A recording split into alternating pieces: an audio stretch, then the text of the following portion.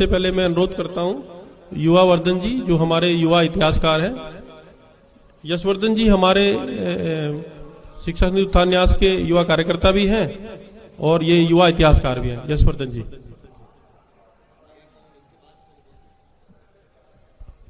इसके क्रम में अगले क्रम में रहेंगे प्रोफेसर मनीष गोस्वामी, IIT प्रयागराज।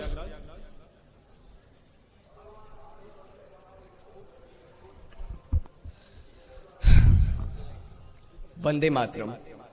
सर्वप्रथम रूप से मैं माता सरस्वती जी के चरणों में प्रणाम करते हुए अपने मंच पे उपस्थित माननीय अतुल भाई कोठारी जी को, आनंद कुमार जी को, आदरणीय श्री ब्रह्मचारी जी को, अनीता शर्मा जी को और कार्यक्रम में प्रस्तुत संजय स्वामी जी, आयुष गुप्ता जी, बिंदु सिंह जी और हमारे युवा और आचार्य और हमारे न्यास के बाकी सारे मेंबर्स को भी मेरा प्रणाम। मेरा नाम यशवर्धन सिंह है और मैं कानपुर उत्तर प्रदेश से आता हूं और मुझे दुनिया के सबसे छोटे इतिहासकार के रूप में जाना जाता है। साथ ही में यूपीएससी, बहुत बहुत धन्यवाद। साथ में मैं यूपीएससी सिविल सर्विसेज एग्जामिनेशंस की तैयारी कर रहे छात्रों को इतिहास, भूगोल, अंतर्राष्ट्रीय संबंध और राज्य व्यवस्था भी पढ़ा रहा हूँ, हिस्ट्री, पॉलिटी, इंटरनेशनल रिलेशंस और ज्योग्राफी।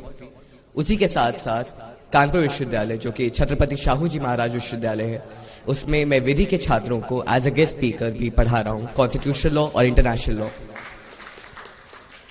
देखिए, आज क्योंकि महाकुंभ के इस अवसर पे हम लोग के न्यास का, शिक्षा संस्कृति उत्थान न्यास का छात्र सम्मेलन है, छात्रों का मुद्दा है, तो एक छात्र, क्योंकि मैं भी एक छात्र ही, कक्षा 12 का, 13 वर्ष की उम्र में कक्षा 12 का छात्र हूँ और एक नॉर्मल छात्र हूँ, साथ में एक शिक्षक भी हूँ, तो मुझे नहीं लगता कि मेरे से ज्यादा कोई अच्छा कोई इस प्रॉब्लम को या फिर जो इश्यूज आते हैं हम लोगों को as a student as well as a teacher, मुझे कोई मतलब उससे ज्यादा कोई इश्यूज को समझ सकेगा। तो सबसे पहले मैं शुरू करना चाहूंगा एक एनॉमली से, एनॉमली यानी एक एग्जाम्पल से। मेरे अनुसार एक जो छात्र होता है, एक जो बालक होता है, वो एक बीज के समान होता है। ये कैसी एनॉमली हुई? अगर आप महीनों से सूखी मिट्टी में अगर एक बीज को डालेंगे और ये एक्सपेक्ट करेंगे, ये सोचेंगे इस होप के साथ, इस आशा के साथ कि ये अंकुरित होगा, ये पेड़ बनेगा, एक पौधा बनेगा, तो आपसे बड़ा कोई मूर्ख नहीं है।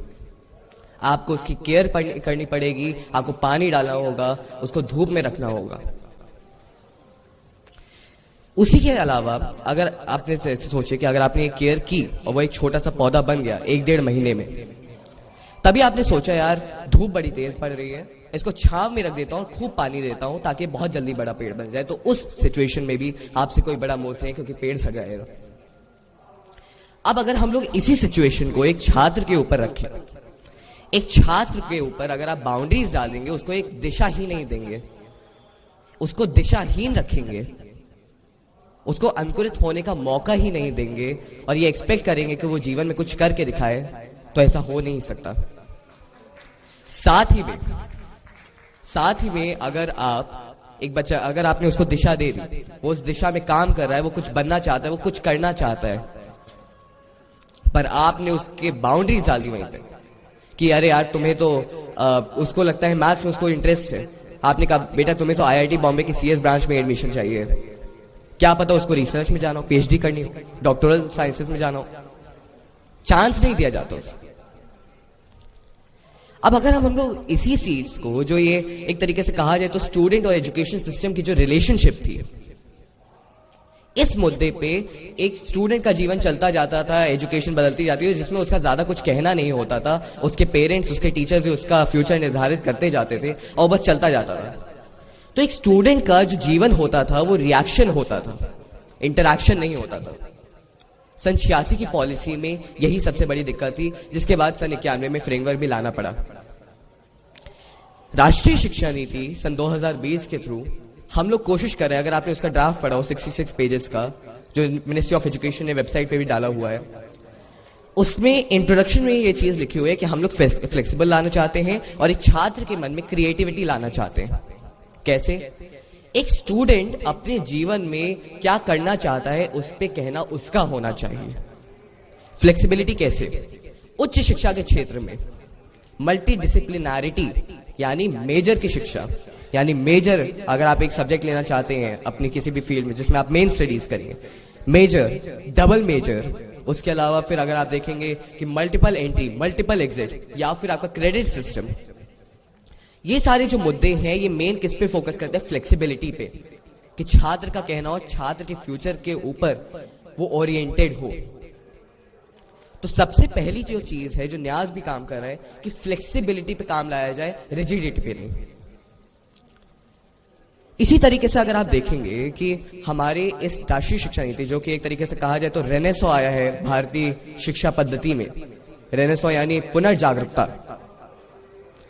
इस रेनेसो के अंडर, इस पुनर्जागरूकता के अंडर हम लोग एक आईकेएस नाम से चीज ला रहे हैं जिसको कहते हैं इंडियन नॉलेज सिस्टम, भारतीय ज्ञान परंपरा, जिसपे आज का हम लोग का कार्यक्रम भी फोकस्ड है। भारतीय ज्ञान परंपरा मुझे बताने की जरूरत नहीं है कि कितनी महान थी, उसकी जो एप्लीकेशंस हैं वो आज भी कितने ज्यादा रूप से एप्लीकेबल हैं और कितने इश्यूज के, कितने प्रॉब्लम्स का आज भी हम लोग को आंसर मिल सकता है उनके थ्रू। कई लोग सन 1835 में एक अधिवक्ता आया, ब्रिटिश अधिवक्ता, उसको हम लोग कई बार ये एक तरीके से दोष दे देते हैं कि उसी के कारण हुआ। मैं तो नाम लेता नहीं हूं क्योंकि ऑब्वियस ही बात है पिछले 70 सालों से हमारे हाथ पे ये पॉलिसी थी, पर अगर हम लोगों के आज के समय पे हम लोगों को मौका मिला है बदलने का, तो आज हम लोगों को बदलने का मौका मिला है, तो हम बदलने की कोशिश कर रहे हैं। और राष्ट्रीय शिक्षा नीति सन 2020 और शिक्षा संस्कृति उत्थान न्यास का भी मोटिव यही है कि हम लोग किस तरीके से हमारी जो पुरानी संस्कृति थी, प्राचीन शिक्षा थी, प्राचीन मॉडल था, पद्धति थी, उसको किस तरीके से हम लोग अपने नए एनवायरनमेंट में प्रॉब्लम्स पर एप्लीकेबल कर सकते हैं, एप्लीकेशन पे ला सकते हैं उस स्टेज पे। मैं अपनी वाणी को विराम करना चाहूंगा स्वामी विवेकानंद जी की जो शिक्षा नाम से किताब आई थी, मात्र 30 रुपए की आती है, मैं तो चाहूंगा आप सब लोग पढ़ें। उसपे उन्होंने पहले अध्याय के आखिरी जो शब्द लिखे उसपे उन्होंने कहा कि शिक्षा जो होनी चाहिए वो मनुष्य के निर्माण की होनी चाहिए। जैसे अनीता मैम ने भी अपने स्टार्टिंग में कहा कि मनुष्य के किस तरीके से चरित्र निर्माण होना चाहिए, मनुष्य निर्माण, उस पर शिक्षा ओरिएंटेड होनी चाहिए, केवल जॉब और कॉलेज के एडमिशन के लिए।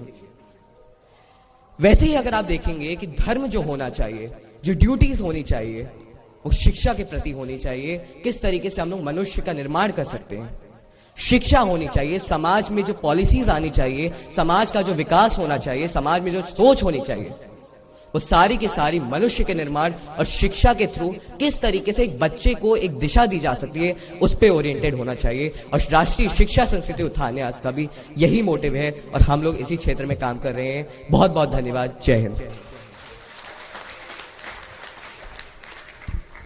धन्यवाद यशवर्धन जी।